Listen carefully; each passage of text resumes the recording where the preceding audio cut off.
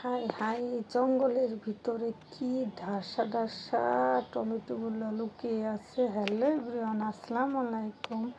নিচে যাচ্ছি, সহজে নিচে সিঁড়ি বা দুঃখে নিচে যাওয়া হয় না, তাই আমরা আজকে বিকালবেলা ভাবলাম যাই একটু জঙ্গলের ভিতরে কিছু পাওয়া যায় কি না, সবজি টবজি। তাই আমি আর আমার যা নাচতে নাচতে হাসতে হাসতে নিচে জঙ্গলের ভিতরে চলে যাচ্ছি। দেখা যাক এখানে কি কি পাওয়া যায়। আজকে গুপ্তধনী পাবো না কি পাবো, সহজে গুপ্তধনী পাবো হয়তো বা, কারণ 2-3 দিন এখানে আসা হয়নি।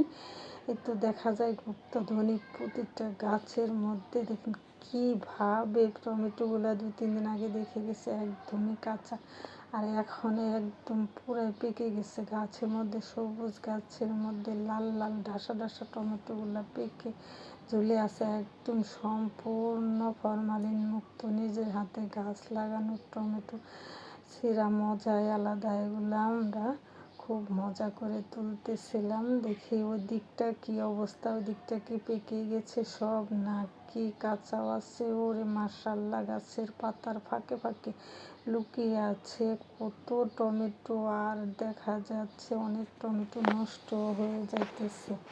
কয়েকটা গাছ শখ করে লাগানো হয়েছিল, আর এইভাবে যে ধরবে কল্পনাও করা যায় না। একদমই একটা গাছে থেকে একটা বালতি ভরে যাচ্ছে টমেটো দিয়ে, আবার কত নষ্ট পচে যাচ্ছে, হাত দিলেই দেখা যাচ্ছে গলে যাচ্ছে।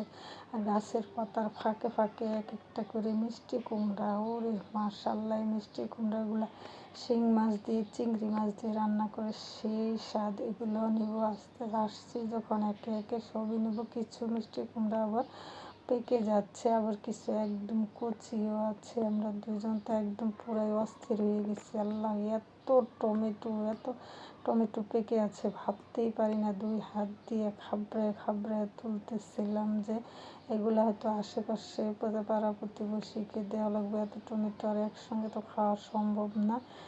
আর যে বাড়াইটা আছে নিচে তাদেরকেও দেওয়া হবে, যে এগুলো মন চাইতেছে কাঁচাই চাবায় খাই। এত সুন্দর লাগতেছে মাশাআল্লাহ। নিজেদের ক্ষেতের সবজি তুলতে মজাই আলাদা। কি একটা অবস্থা, কত টমেটো পেকে গেছে।